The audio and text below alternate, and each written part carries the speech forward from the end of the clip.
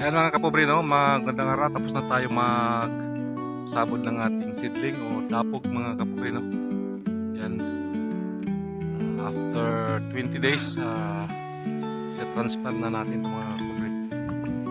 So, ang variety na ito ay 402. May certified seeds na galing dito sa gobyerno mga ka-farmers, no? Linis na siya. Habang sabot tayo dito ay trabaho tayo dito mga farm worker, no? Farm worker yan. Nag-ayos tayo ng mga pilapit mga farmers.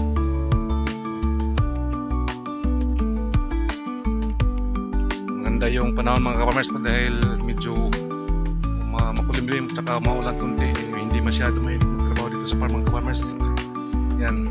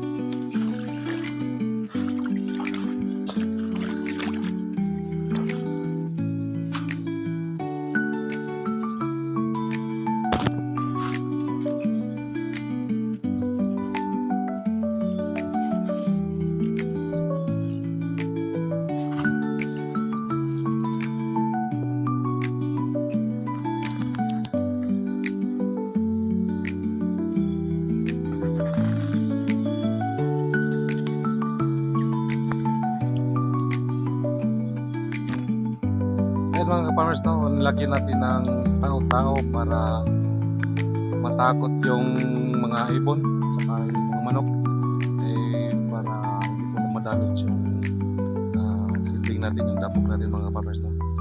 Yan, no? Yan ay panakot sa mga ibon na kumakain ng palay mga farmers, kasi medyo tayo ang nauna dito na mag-seedling mga farmers, no. Mga kapit na natin dito palaya na farmers, no? Wala pa. Ako yung pinakauna dito sa sulok nito mga farmers, no? Yan. Parang tao siya.